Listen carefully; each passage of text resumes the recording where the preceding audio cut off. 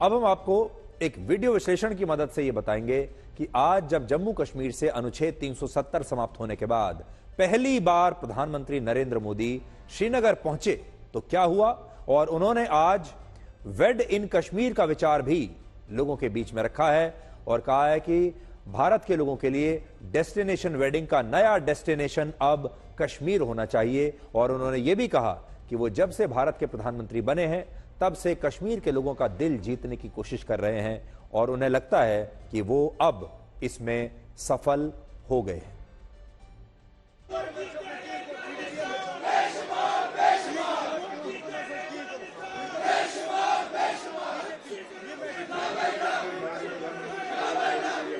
मैंने 2023 में KVIC के डिपार्टमेंट में सर मैंने वहाँ पे एक सेल्फी ली थी। आज मुझे जी चाहता है कि सर उस सपने को भी मैं साकार करूं। जरूर मैं आपके साथ सेल्फी लूंगा।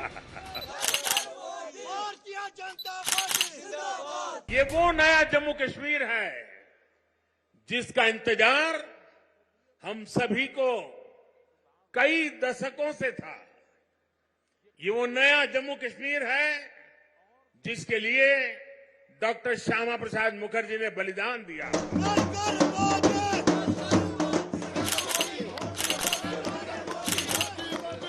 सिर्फ मोदी जी को देखने के लिए, उनकी स्पीच सुनने के लिए आए हैं यहाँ। माननीय प्रधानमंत्री जी से गुजारिश है कि वो रिमोट का बटन दबाकर इन मुख्तलिफ स्कीमों और प्रोग्राम्स को अवाम के नाम वक्फ करें। स्टेडियम के हर हिस्से से, हर पार्ट से, हर भाग से जोरदार तालियां इस लम्हे के लिए। सुरक्षा व्यवस्था बेहद सख्त। अब मेरा मिशन है वेड इन इंडिया। शादी हिंदुस्तान में करो। हिंदुस्तान के बाहर जो शादी करने के लिए अनाप शनाप रुपये डॉलर खर्च करके लोग आते हैं, जी नहीं, वेड इन इंडिया। अब कश्मीर और जम्मू के लोग, हमारे श्रीनगर के लोग, अब हमें वेड इन इंडिया के लिए लोगों को शादी के लिए यहां आने का मन कर जाए और यहां के पर बुकिंग करे, यहां 3 दिन 4 दिन बारात लेकर के आए, धूमधाम से खर्चा करे, यहां के लोगों को रोजी रोटी मिलेगी। उस अभियान को भी मैं बल दे रहा हूं। और साथियों, जब इरादे नेक हो, संकल्प को सिद्ध करने का जज्बा हो, तो फिर नतीजे भी मिलते हैं। पूरी दुनिया ने देखा कि कैसे यहां जम्मू कश्मीर में G20 का शानदार आयोजन हुआ। कभी लोग कहते थे जम्मू कश्मीर में कौन पर्यटन के लिए जाएगा। आज यहां जम्मू कश्मीर में पर्यटन के सारे रिकॉर्ड टूट रहे हैं।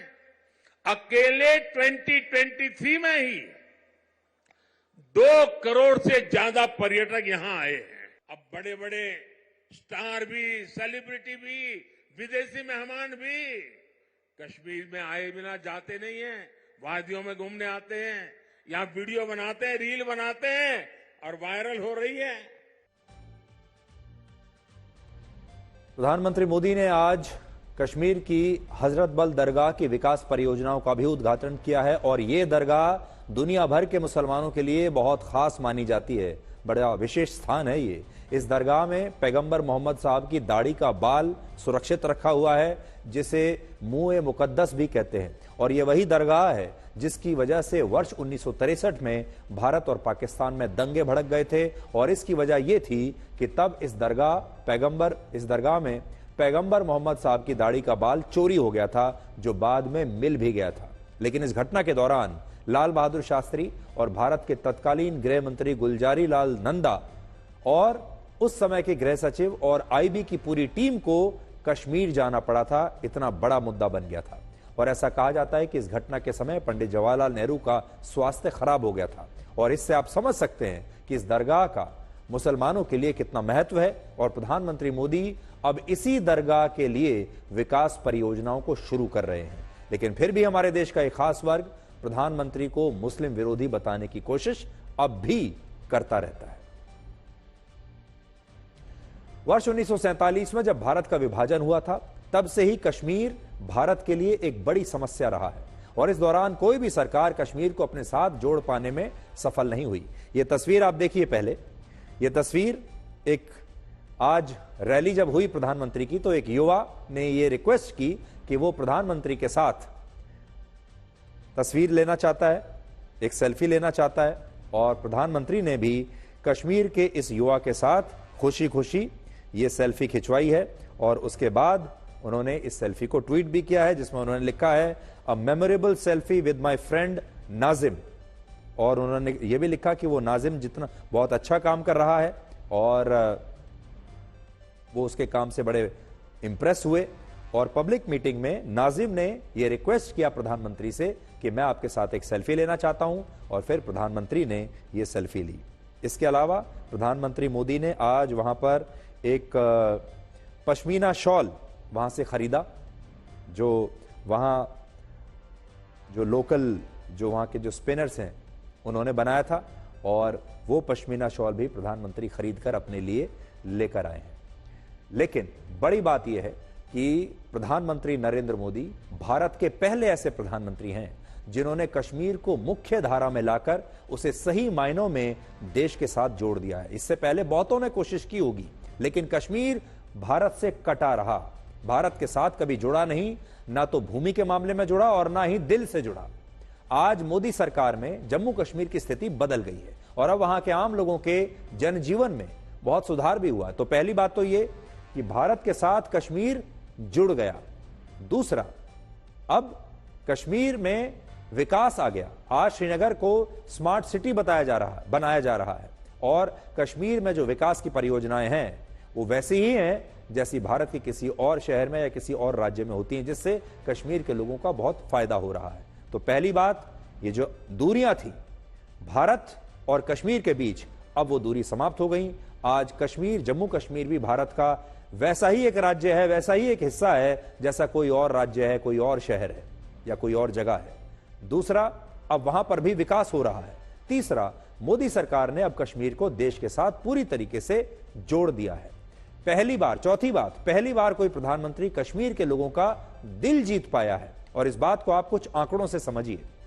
आज से कुछ वर्ष पहले तक जिस कश्मीर में पाकिस्तान से आतंकवादी घुसपैठ करके आते थे, आज उसी कश्मीर से आतंकवादियों का सफाया हो रहा है और पूरे देश के लोग अब उसी कश्मीर में बिना किसी डर के छुट्टियां मनाने के लिए जाते हैं, वेकेशन के लिए जाते हैं।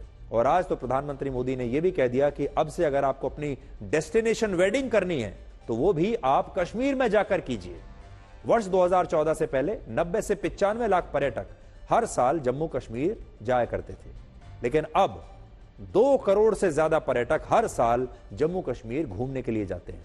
और ऐसा इसलिए संभव हुआ क्योंकि अब जम्मू कश्मीर हर रूप से भारत से जुड़ चुका है, दिल से भी जुड़ गया है, विकास के जरिए भी जुड़ गया है और भूमि के जरिए, संविधान के जरिए भी पूरी तरीके से जुड़ चुका है। लेकिन आखिर में हम आपको यह बात जरूर बताना चाहेंगे कि अब हमारे देश में जो लोग आने वाले कुछ दिनों में, वर्षों में, महीनों में शादी करने के बारे में सोच रहे हैं और आप डेस्टिनेशन वेडिंग के बारे में सोच रहे हैं, तो पहले तो प्रधानमंत्री ने ऐसे लोगों को कहा था, वेड इन इंडिया का नारा उन्होंने दिया था कि जो लोग विदेशों में जाकर शादियां करते हैं, डेस्टिनेशन वेडिंग करते हैं, उन्हें भारत में ही डेस्टिनेशन वेडिंग करनी चाहिए। लेकिन अब वो इस पूरे मुद्दे को और आगे लेकर गए हैं और आज उन्होंने कहा है कि अब अगर आप शादी करना चाहते हैं तो कश्मीर में जाकर डेस्टिनेशन वेडिंग कीजिए। इसलिए हम भी आपसे ये कहेंगे कि जो हमारे युवा दर्शक हैं, युवा साथी हैं, जो आने वाले कुछ समय में शादी के बारे में सोच रहे हैं, तो अपनी डेस्टिनेशन वेडिंग आप कश्मीर में जाकर कीजिए, वहां की खूबसूरत वादियों में जाकर कीजिए।